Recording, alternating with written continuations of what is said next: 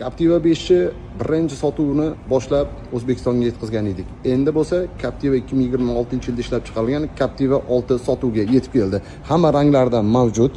Bu ikkita komplektatsiyada kelgan, ya'ni plug hibrid va albatta to'liq elektrik. Ularni ham ko'rsatib o'tib ketamiz. Mana oldi ko'rinishlari, endi tezlik bilan olamiz. Birinchilar bo'lib Uzkasar jamoasidan ko'raverasizlar. R18 diska balonlarda mana Pechui plug hibrid бесключевой достуp, полный elektropaket ishlab chiqarilgan davlat Xitoy bo'ladi. Ko'rib turganinglardek, tablosida mana bitta to'liq bakda, bitta to'liq zaryadkasida plug hibrid bo'lgani uchun 1000 kilometrgacha masofa bosib o'tadi.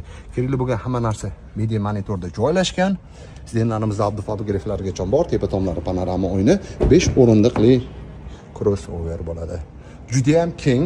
Buni kattaligi shu o'zimizni BYD ga yaqinroq.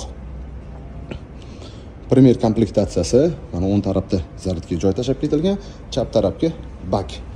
Mana Captiva 5 eski holati, Captiva 6 2026-yil model. Sotuvda buni bor yo'g'i O'zbekistonga yetkazib berishimiz 35 000 SIP Toshkent. Xo'p, buni motor haqida gapiradigan bo'lsak, motori 1.5 turbo motor bo'ladi. Buni plug hibrid hisobiga 201 ot kuchi, 310 Nm bo'ladi. Sotuvda hamma ranglardan bor.